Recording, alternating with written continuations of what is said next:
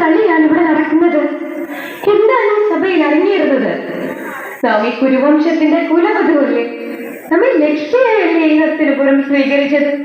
എന്നിട്ട് എന്തിനാണ് നമ്മെ ഈ പ്രകാരം ഈ സഭയിലേക്ക് വലിച്ചിഴച്ചു കൊണ്ടുവന്നത്? ഇതെന്ത് ധർമ്മമാണ്? നമുക്ക് ഉത്തരം നൽകിയാലും. ഇത് ഏത് തരത്തിലുള്ള ധർമ്മമാണ് എന്ന് നീ സ്വന്തം പതിമാരോട് ചോദിച്ചാലും ദാസി. നമുക്ക് ഉത്തരം നൽകിയാലും അറിയാം. ഏത് അധികാരത്തിലാണോ അവിടുന്ന് സഹോദരന്മാരെ പന്തയം വെച്ചത്, അതേ അധികാരത്തിലാണോ നമ്മയെയും പന്തയം വെച്ചത്? ഉത്തരം നൽകിയാലും. അതേ പഞ്ചാലി, നിങ്ങൾ 4 സഹോദരന്മാർ സന്യാസം സ്വീകരിക്കാതിരിക്കാൻ വേണ്ടിയല്ലേ നാം നിങ്ങൾ 5 പേരെയും വിവാഹം കഴിച്ചുകൊണ്ട് ഈ ജീവിതം തന്നെ തപസ്യയാക്കി മാറ്റിയത്? അതിന് നമുക്ക് നൽകിയ ഉപഹാരമാണോ ഇപ്പോൾ ഇത്? ഉത്തരം നൽകിയാലും. ഈ സമസ്ത സഭയോടും ഞാൻ ചോദിക്കുന്നു, ഇതെന്ത് നീതിയാണ്? ഒരു സ്ത്രീയെ പുരുഷന്മാർ മാത്രമുള്ള സഭയിലേക്ക് ഇപ്രകാരം വലിച്ചു കൊണ്ടുവരുന്നതാണോ നിങ്ങളുടെ നീതി? കുലവധുവിനോട് ഇപ്രകാരം പെരുമാറുന്നതാണോ ഹസ്തിനപുരത്തിന്റെ സംസ്കാരം? ഉത്തരം നൽകിയാലും നമുക്ക് ഉത്തരം നൽകിയാലും. വെറുതെ പുലർപ്പാതിരിക്കൂ ദാസി ദ്രൗപദി. നിന്റെ 5 പതികൾ ഇപ്പോൾ നപുംസകമായി മാറിയിരിക്കുന്നു. വരൂ, നീ യജമാനന്റെ അടുത്ത് വരൂ. വന്നെന്റെ തുടയിൽ വന്നിരിക്കും. ദുര്യോധന, നാം നിന്റെ തുടയിലെ അസ്ഥി തകർത്തുകൊണ്ട് നിന്റെ പ്രാണൻ എടുക്കുന്നതായിരിക്കും. സമസ്ത പ്രപഞ്ചവും നിറയ്ക്കുന്ന മൃത്യുവായിരിക്കും നിനക്ക് നാം നൽകുന്നത്.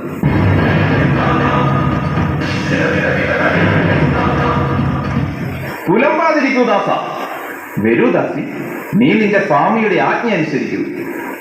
ദുര്യോധന, അഗ്നിയിൽ നിന്ന് ജന്മമെടുത്തവളാണ് നാം. അഗ്നിയെ ബന്ധിക്കാൻ ആർക്കും സാധിക്കില്ല. അതുകൊണ്ട് തന്നെ നമ്മെ ദാസിയാക്കാൻ ആർക്കും സാധിക്കില്ല. നമുക്കിത് സ്വീകാര്യമല്ല.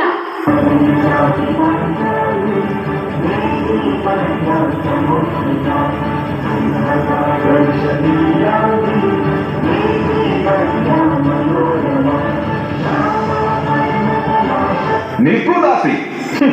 നിനക്ക് നമ്മുടെ ആജ്ഞ അനുസരിക്കാതെ ഇവിടെ നിന്ന് പോകുവാൻ കഴിയില്ല. മടങ്ങി വരൂ. ഇല്ല ദുര്യോധന, നിനക്ക് നമ്മെ തടയാൻ കഴിയില്ല. ഇത് നമ്മുടെ സ്വാതന്ത്ര്യമാണ്. അത് നിനക്കൊരിക്കലും ഒരു വസ്ത്രം പോലെ പറിച്ചെടുക്കാൻ സാധിക്കില്ല. സ്വാതന്ത്ര്യം പറിച്ചെടുക്കാൻ സാധിക്കില്ലായിരിക്കാം, പക്ഷെ നിന്റെ വസ്ത്രം പറിച്ചെടുക്കാമല്ലോ. ദുശാസന, ചെല്ലു.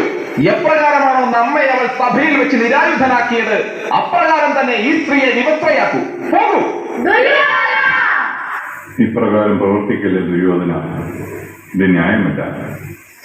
പോകൂ ദുശാസന, പോയി അവരുടെ വസ്ത്രം പറിച്ചെടുക്കൂ.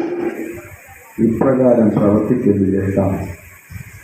നീ ഇപ്പോൾ പാണ്ഡവരുടെ പക്ഷത്താണോ വികർണ? അങ്ങനെയല്ല ജ്യേഷ്ഠ, നാം അവിടുത്തെ തെറ്റിൽ നിന്ന് പിന്തിരിപ്പിക്കുകയാണ് ചെയ്യുന്നത്. ഒരു യോദ്ധാവിനെ നിരായുധനാക്കുന്നതും ഒരു സ്ത്രീയെ വിവസ്ത്രയാക്കുന്നതും ഒരുപോലെയല്ല ജ്യേഷ്ഠ.